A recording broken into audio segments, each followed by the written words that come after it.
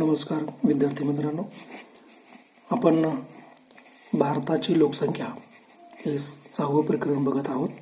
आज आपल्याला या प्रकरणातील लोकसंख्या वाढीतील बदल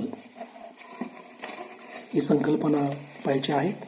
तर भारताची लोकसंख्या ही आकाराने खूप मोठी आहे आणि भारताची लोकसंख्या जी आहे ती वेगाने देखील वाढत आहे, कारण का जी लोकसंख्या 1911 मध्ये केवळ 25 कोटीच्या आसपास लोकसंख्या भारताची होती, ती आज 135 कोटीच्या आसपास गेलेली आहे। म्हणजे एकंदरीत जर आपण बघितलं तर जवळपास 100 वर्षामध्ये 100 कोटीने आपली लोकसंख्या वाढलेली आहे। म्हणजे याचा अर्थ काय की दरवर्षी 1 कोटींनी कमीत कमी म्हणजे 1 कोटींच्या आसपास भारताची लोकसंख्या वाढत आहे। म्हणून भारताची लोकसंख्या ही खूपच म्हणजे आकाराने खूप मोठी आहे आणि ती वेगाने देखील वाढत असताना आपल्याला दिसून येतं। म्हणजे काय आपण जनगणना प्रत्येक 10 वर्षांची काय करतो, त्या जनगणनेच्या सर्वेक्षणाद्वारे आपल्या भारताच्या लोकसंख्येचा आकार किंवा रचना आणि इतर वैशिष्ट्ये जे आहेत ते आपल्याला त्या ठिकाणी सहजपणे लोकसंख्येवरून आपल्याला दिसून येतात। तर मग ही लोकसंख्येच्या वाढीतील जो काही बदल आहे त्या बदलाची आपण काही वैशिष्ट्ये लक्षात घेतली तर पहिलं वैशिष्ट्य त्या ठिकाणी आपल्याला सांगितलं जातं ते म्हणजे लोकसंख्येतील अत्यल्प घट। तर लोकसंख्येतील अत्यल्प घट ही 1911 ते 1921 या कालखंडामध्ये आपल्याला दिसून येते। म्हणजे 1921 ते 21 म्हणजे 1911 ते 1921 या कालावधीमध्ये लोकसंख्येमध्ये स्थिर किंवा स्थिरता असलेली आपल्याला दिसून येते, कारण का 1911 मध्ये आपल्याला 25.2 कोटी लोकसंख्या होती, ती 1921 मध्ये 25.1 कोटी इतकी अत्यल्प घट जी आहे ती घट झालेली आहे।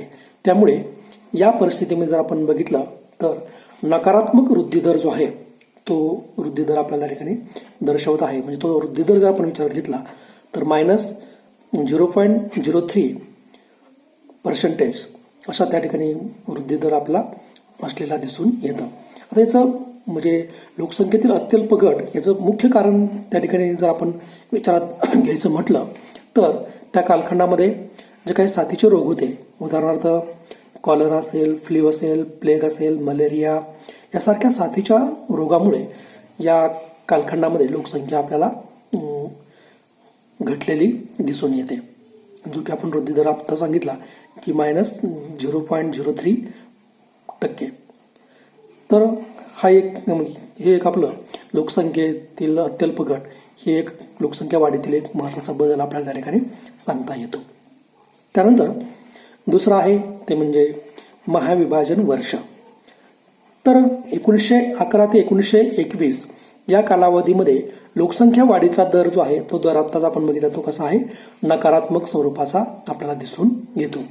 मग 1921 नंतर लोकसंख्या जी आहे ती सातत्याने वाढत गेलेली आहे।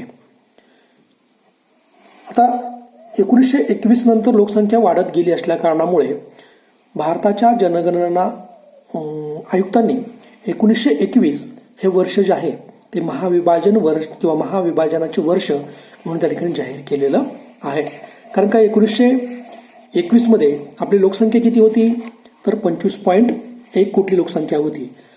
त्यानंतर 1931चा जर आपण विचार केला तर 27.9 कोटी, 1941चा जर आपण विचार केला तर 31.9 कोटी। म्हणजे अशा पद्धतीने त्या ठिकाणी लोकसंख्या जी आहे ती 1921 नंतर सतत वाढत गेलेली आपल्याला दिसून येते।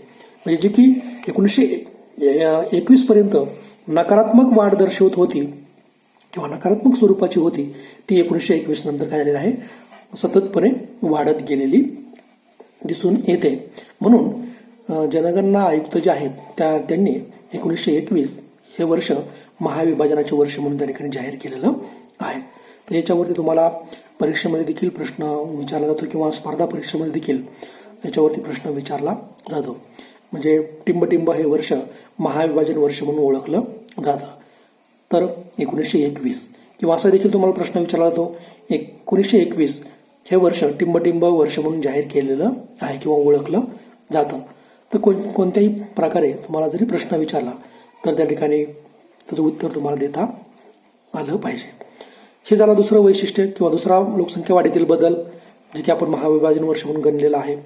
त्यानंतर तिसरं वैशिष्ट्य किंवा तिसरा आपल्याला बदल बघायचा आहे तो म्हणजे सकारात्मक वृद्धी दर. तर आता सकारात्मक वृद्धी दर जर आपण त्या ठिकाणी विचारात घ्यायचा म्हटलं तर त्याचा कालखंड हा 1931 ते 1941 असा दर्शवलेला आहे. आता भारताचा वार्षिक वृद्धी दर जवळपास 1% ते 1.3% इतका नोंदवण्यात आलेला आहे. म्हणजे वृद्धी दर जो आहे तो वृद्धी दर त्या ठिकाणी 1931 ते 1941 या कालखंडात जर आपण त्या ठिकाणी विचारात घ्यायचं म्हटलं तर 1% ते 1.3% पर्यंत लोकसंख्या जी आहे ती लोकसंख्या वाढीचा वृद्धी दर जो आहे तो झालेला आहे. कारण का एकूण लोकसंख्येचा ज्यावेळेस आपण विचार करतो त्यावेळेस त्या ठिकाणी 1931 मध्ये 27.9 कोटी लोकसंख्या त्या ठिकाणी होती आणि 1941 मध्ये 31.9 कोटी इतकी लोकसंख्या आपल्याला वाढलेली दिसून येते. म्हणजे हा बदल जो आहे तो कशा स्वरूपाचा आहे, सकारात्मक स्वरूपाचा आपल्याला बदल दर्शवत आहे. त्यानंतर पुढलं एक वैशिष्ट्य आहे ते म्हणजे लोकसंख्येत सुधारित वाढ. हा कालखंड जो आहे तो 1951च्या पुढे त्या ठिकाणी आपल्याला दर्शवता येतो. म्हणजे 1951 ते 1971 या काळातील किंवा या काळातील कालावधीचा जर आपण विचार केला तर लोकसंख्या जी आहे 36.1 कोटीवरून 54.8 कोटीपर्यंत लोकसंख्या जी आहे ती वाढलेली आहे. म्हणजे स्वातंत्र्यानंतर, कारण का आपल्याला भारताला स्वातंत्र्य 1947 मध्ये मिळालं आणि 1947 नंतर आपण पहिली 1951 मध्ये काय केली, जनगणना सुरुवात केली. या जनगणनेच्या कालखंडामध्ये म्हणजे 1951 मध्ये भारताची लोकसंख्या अवघी 36.1 कोटी इतकी होती.